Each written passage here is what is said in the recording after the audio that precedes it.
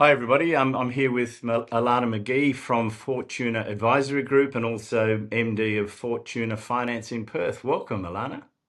Thank you, Michael. Yeah, look, and it's you and I have known each other for a little while, and we've worked on some clients together. And I thought it was a good time for us to get together to talk about making clients and businesses bankable again. And so, but before we get into that, I thought it might be a good opportunity. I love your story and I love what you've done so far. And you're very valuable, certainly in our network, in terms of the sort of work you do. So if you could maybe just tell everybody a little bit about, what you do and where you've come from in your journey, that'd be great. Yeah, absolutely. So my finance journey started quite a while back in 2009, and I worked 7 years through with one of the major banks through retail, medico, then commercial banking before I left and started my first finance company. And when I started that finance business, I was starting that in one of the worst markets particularly WA has had in a very long time. So I had to become very good at doing the undoable deals, and that meant struggling businesses, a struggling property market, limited equity, and I had to find very creative ways of how I could support clients. So after 7 years of running and scaling that particular business, I sold that looking for greater opportunities to be able to support business owners because I'm very passionate about growing the Australian business community and giving people access to the capital that they deserve to grow their business. And one of the really common themes we're seeing is ATO debt and people wanting to grow, but they're getting held back. So, again, the business is being based around how can we do those challenging deals that really add value to people, that allow them to grow, which then means the Australian economy is even better than it was. And we've got a lot of good operators that just need that little bit extra support. Brilliant, brilliant. Yeah, look, and it's funny, as you well know, every business we see has ATO debt. Otherwise, they wouldn't be with us. And a lot of those businesses get told, look, you've got this ATO debt, you're unbankable. I know you have some strong views on that and some real solutions around that. And I'd just be really interested to get your thoughts around, you must see it every day where somebody comes in and says, oh, I've been told we're unbankable. And you go, yeah, maybe, let's see. Yeah, and usually that is how a customer will come to us. So it'll either be I went to my bank and we went round and round in circles for 3 months and I got zero outcome or I got a decline. They might say something along the lines of the ATO is becoming quite aggressive and we just don't know what to do anymore. They're posing a really big business risk. So we start looking at options of how we can take that out from a finance solution base. And some really good examples recently. I've actually done a $5 million ATO takeout, which was a very substantial deal, and we were able to get that done at over a 90% LVR using some creative negotiations and a specialty lender. And look, that's great. And I think the thing about it is that, we, as I said, every one of our clients has ATO debt, but we obviously follow the market very closely. And look, there's been a lot in the press about this burgeoning tax debt. And, prior to COVID, the numbers around $26 billion, which sounds a big number, but as I guess a share of government revenue from tax, I think it's around about 5% of it. But what we have seen is that $26 billion has become $56 billion officially since 30 June last year. But we know that it's even bigger than that, and we believe it's well in excess of $60 billion because there's a lot that's not even been notified with the ATO. But what that has meant is, I guess, two things. Firstly, there's a lot more businesses out there that have ATO debt, but we're also seeing that the average tax debt that certainly I don't think our client base has changed dramatically over the years. The average debt we used to see was around about the $400,000 mark, and we're now seeing it's around the $800,000 to $900,000 mark, and we're regularly seeing debts in excess of $1 million. I think our range at the moment is about $100,000 to $9 million in terms of debt. What that has meant, as I said, there's a lot more businesses that have debt, but it also means that there's a lot of businesses out there that might have traditionally got into a long-term payment plan to clear the debt, but can no longer do that because the debt's too big, and they need specialty finance to come in to help either pay the debt out in full, as you've done on a number of occasions, or to support a payment plan or some sort of hybrid arrangement. And I think that's one of the things that certainly we're seeing is that people like yourself are incredibly valuable to certainly our business, but also to the wider community out there, because not everybody can structure the debts the way, or the deals the way that you do. And a lot of people, they see ATO and throw their hands up in the air, but I suspect when you see ATO, you sort of do this and go, great, we can help. That I do that exactly because Yeah. I really enjoy this journey, and I call it the journey of becoming bankable. And it started a long time ago for me in finding the right funders to align with what we wanted to do. I call them stepping stone solutions, and that's very much what it is, because sometimes it does entail private funding, which can have a little bit of a negative connotation, but really those funders are in the market for a reason. They're Mm. not the loan sharks of 30 plus years ago. They're all regulated companies that are just looking to have a place in the market to support people who have got into a bit of strife. There's also the well-known second tier or specialist non-conforming funders, the Peppers and Latrobes of the world. They have a lot of products that allow for that consolidation piece. Um, where we've sort of had a lot of success is where a client is very close to that point of the ATO making a large move against them, or they're not able to grow their business because they can't acquire the fund, they can't obtain the funding to purchase assets, get cash flow, what have you. So if we're able to solve the problem, then we can transition them back to a major bank. Usually within 6 to 12 months is the average time to bring them back. And it's just a tidy up process and knowing where to place them at the right time, because not always just a simple step back from the major bank will solve the problem. Sometimes we do need to do something a little bit more strategic, a little bit more drastic. A client that we helped recently, they simply did not have enough equity to be able to use any of those options. So I had to think quite creatively of, okay, well, what do we have available here? And what we did have available was a large contract with a mining company that's valuable and is something that can be leveraged. There was a small amount of equity in a home. So we were able to leverage what we could, and we got in contact with yourself and the team. Um, Using what we could leverage, we've now been able to get the ATO off their back, and you're putting in place a payment plan, which means they're able to get the funding they need, which is some large equipment for their upcoming project. Without doing all of that, if we just looked at it as at face value and put our hands up and said, there's not enough equity, which means we can't bring in a private funder who's very much LVR driven. We can't use one of the non-conforming options, and we certainly can't use a major bank. If we just stopped there, that client would not be able to proceed with this contract, which is essentially going to put them into a different league in their Yes. business and set them up for the future. Yeah, and look, it's a perfect story. And look, one of the things I often say when I do a lot of sort of speaking engagements around this, and what I always say is that there is almost always a solution.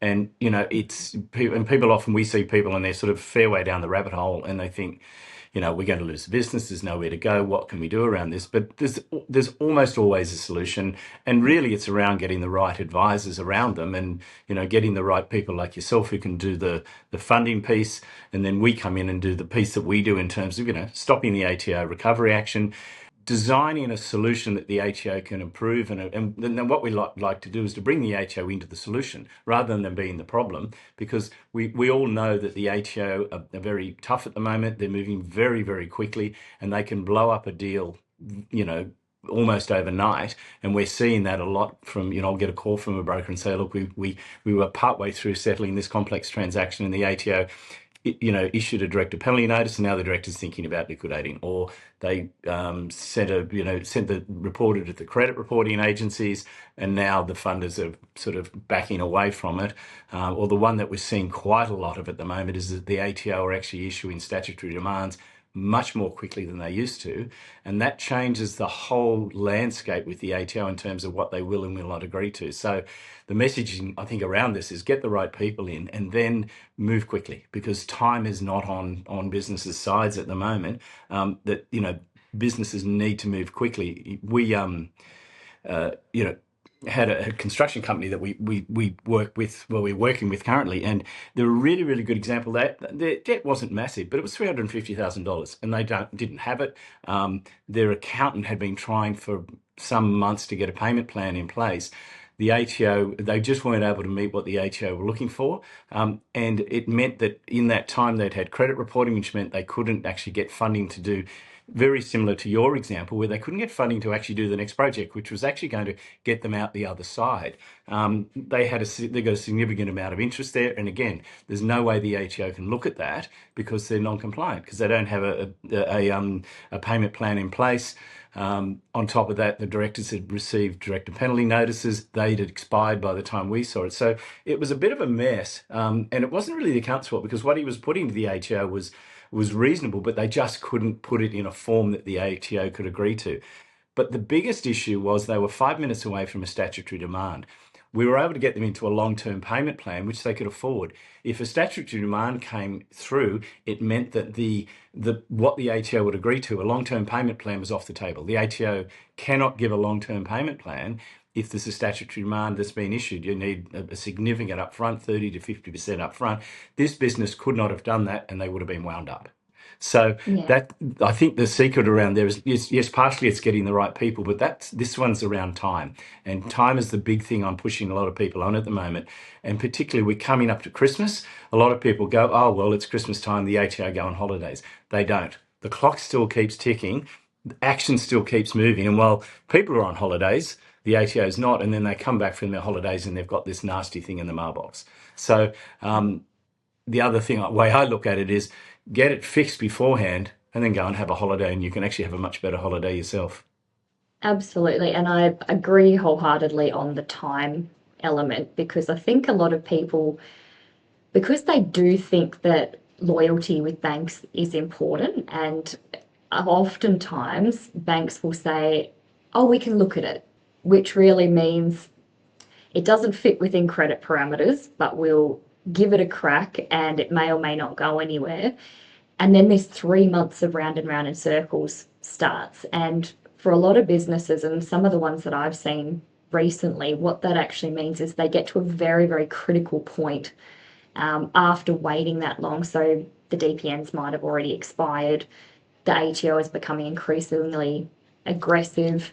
The accountants don't really know how to advise all the time. So sometimes the advice is to just hold back funds or make lump sums onto the portals as funds come available, which also doesn't help things. So the first step is you really need to look at it strategically, get in front of someone who specialises in tax debt consolidations or payouts, and we can work very, very quickly, because some of the clients that I have seen recently, there's some very strict licensing conditions that they need to protect. If they were to be put into administration, their whole business is at risk, and they could really never ever recover from that.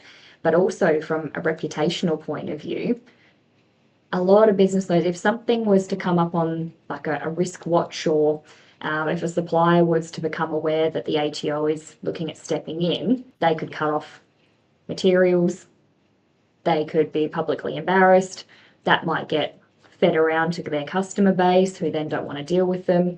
There's a lot of things that need to be managed in the process, and the key to all of that is the speed element. Yeah, you're right. And we've dealt with a number of businesses that have government contracts, and that's often the big one. Government contracts, and also, builders in certain states, their licenses are conditional upon them not having these sorts of things happen. And we've got one recently that I think you and I both know about. They cannot afford to have any of this hit the press, because they've got a lot of government contracts. They've got a lot of goodwill so I guess the business community, and I know with that one, for example, and this was obviously before you and I had met, that they had to do a big funding, and I know they had very good accountants in place. But one of the things I remember, what I sort of often say to people around this is not accounting work. What we do, it's actually dealing with debt collectors. And I've got a law degree, and I've worked many years as a lawyer. I've got an accounting degree, but none of it and probably the closest thing that set me up to do this is, because I was a litigation lawyer, is the litigation side of it. But this is not accounting work, and we often see where there's long-term negotiations, and in this case that we're talking about, the very good accounting firm, they in terms of day-to-day accounting and advice and everything, it's been first class. Dealing with the debt collectors has been a bit difficult because it's not something they do every day, and as you and I know, they weren't able to get them into a payment plan, and it meant a big payout. The good thing is, at least now we're helping them to look and see if we can get some of the interest and penalties removed. But again, that's a situation where if any of this was to become public, then that would be not curtains for the business, but it certainly would be very damaging, and certainly damaging to a lot of the sort of government contracts that they have. So it's really important that we move quickly on this, and because there's a lot of people talking about small business restructuring and going all that, but many businesses can't do that, and many businesses shouldn't do that because it's not necessary.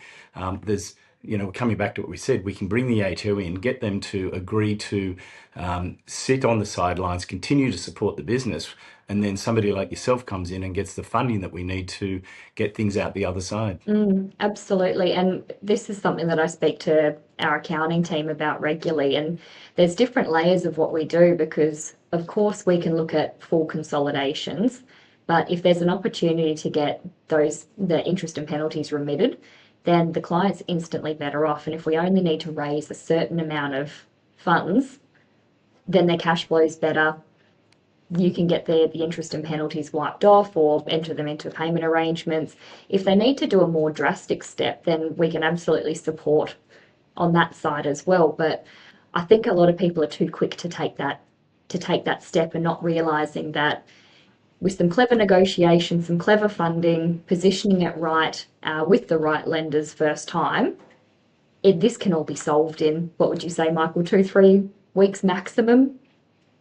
Yeah. We say 4 to 6 weeks because we need to fit within the ATO, but we do them. A lot of them are much shorter than that. And you're right. And I think one of the things too, you talk about the level of funding. The other thing around it too is that, I'll use as an example the one that you and I are working on together at the moment. And through what you did, you were actually able to get the funds to pay everything, including the interest, and that's brilliant. But what's going to happen now is they're going to get some working capital they didn't expect to have when we get the interest back.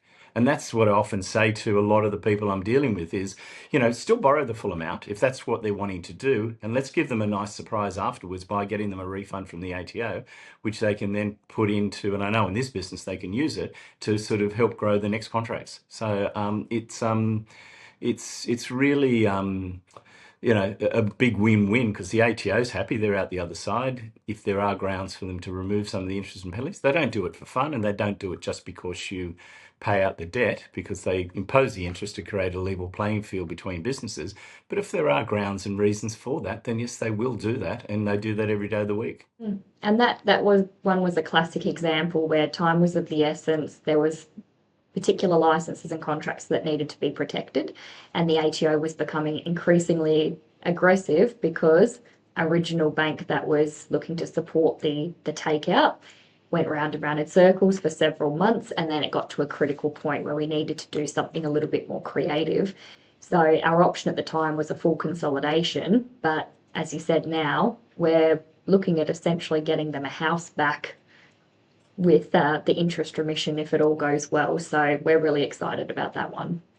Yeah, brilliant. I think the other thing too is that often, and you work in that world where sometimes you need to bring in the sort of specialist lenders or the private lenders, and everyone just goes, well, aren't they expensive?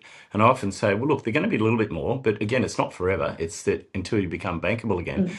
But what's the cost of the alternative if you don't do it? It's a lot more expensive to lose these contracts or to lose your business or to have to go through some sort of insolvency event to get out the other side. So in many ways, I think as long as you have somebody like yourself guiding, because, within that private lending space, there's private lenders and private lenders. And as long as you're working with the good ones, if I can sort of put it that way, but the ones that have, got the right interests and so forth, then I think you can absolutely get a really good outcome. And then, once you've cleaned yourself up a little bit, we go back and get the interest. You move them on to a more mainstream lender at potentially a lower rate, and everyone's happy. But it's just getting them through that initial sort of 6 to 12 month period to get them out the other side of that, and then get them back into sort of mainstream within their business and within the banking community. You're right. And it's not something to be afraid of, the private or the non-conforming space. It's about selecting the right partnerships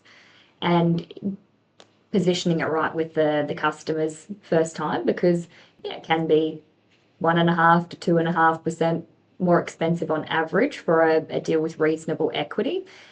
But in the scheme of things, that isn't expensive, and it's a stepping stone. And very, very quickly, because without the element of ATO debt, it becomes simply a business loan. And business loans with a good 6 to 12 months of history can be very easily transitioned back into mainstream banking. Sometimes it's even done as it's wrapped up into a home loan style product as well. And same thing, after a reasonable period, we're able to very easily transition that back. And part of our strategy is always that transition.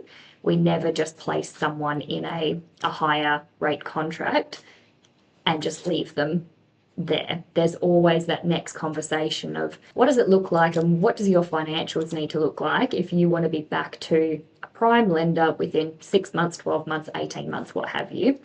Um, yeah, it's a great transition Yeah. process. Yeah, and that's the value I think you really bring to the table, because it's very easy to get into one of these higher interest loans. But if that's the plan and that's the end of the plan, then for many businesses that's maybe not sustainable long term. So you have to have that next piece, which and it's a little bit like people who go into business and they say you should have the exit strategy before you start the business. And it's a bit like this: you go into that lending to solve the immediate problem, but you've already got the exit strategy at the other end to get them back into that mainstream and something that's really sustainable and profitable long term. Absolutely. And like you said before, the amount of ATO debt now is much higher than we've ever seen it previously. And I think this is a little bit of a lag from COVID still, because during that period, the ATO was very comfortable to let things slide. The payment plan terms were very long. Interest was getting remitted left, right, and centre. They weren't chasing anybody up. But that sort of became it's not designed to be a source of capital. They're not lenders. So at some point that was going to turn. And unfortunately now we're just seeing that turning point where they're no longer willing to be people's banks. Yeah, and it's interesting you say that, because they've been very open about that, in the sense that, as we've said before, that $26 billion problem has become a 56, and we think in excess of $60 billion problem. And the ATO, and there's a lot of pressure on the commissioner. I understand why they're doing it. They need to get businesses compliant again, because a lot of businesses forgot how to pay tax during COVID, because they were told, just bank cash and we'll sort this out at the other end. They need to bring that number down, and there's two ways they can do that. They can either collect it, or they can write it off by by closing down businesses, by winding them up. But the third one, which I think is often missed in the market, is that the ATO are also wanting to send I think a message to the broader market that don't owe money to the ATO, because again, remembering the percentage that can't pay their taxes is around that 5 to 7% mark. So it's the other 93 to 95% of taxpayers that are paying tax. The ATO want to send a message that we're not an easy and we're not a cheap source of finance, because some people would go, well, rather than to go to the bank, I just won't pay my tax, and then my accountant can get the interest removed and I get an interest-free loan from the ATO. Well, they're saying, well, no, that's not going to happen. It's certainly not a cheap source of finance, because at 10.6% compounding daily, that adds up very, very quickly. Probably the thing I focus on more is it's not an easy source of finance. It's an easy one to get into, just don't pay your tax, but a very dangerous way to be running your business, because the ATO come very hard and very quick, and you suddenly can very easily find yourself in a situation where your whole business is at risk. Well, I always say you can't grow when you're still dealing with legacy problems from the past. And when a client's trying to pay off a old payment plan and still provision for the future, you can't do everything. And by the time they finish paying off that past payment plan, because they've struggled to keep on top of current and accumulating obligations, plus everything they need to do to be growing their business, they're already entering into another payment arrangement, which then prevents them from getting major bank finance. It's all just it's a constant journey that it needs to be managed well. And I think from the ATO becoming more aggressive, it's an opportunity for all of us, not just people in the finance realm, to be a lot more clever and supportive of their clients, but also for accountants and other advisors doing that forward planning. So if they are going to be entering into a payment arrangement, not just making sure that they can meet that in the short term, but looking at those cash flow gaps throughout the year. So if they have their high and low seasons, how are they going to manage those payment plans during that time while still provisioning everything they need to and ensuring they don't stay in that cycle of debt long term? Yeah, brilliant. I think that's the thing, and maybe I'm a half glass full guy, but I think that's actually going to create much healthier businesses because, Mm. there has been I guess, a history of many businesses going, well, if we can't pay the BAS, that's fine. We'll just put it on a payment plan. And many businesses do that quarter to quarter to quarter, and that's just how they operate. But you can't do that anymore. The ATO won't do that anymore.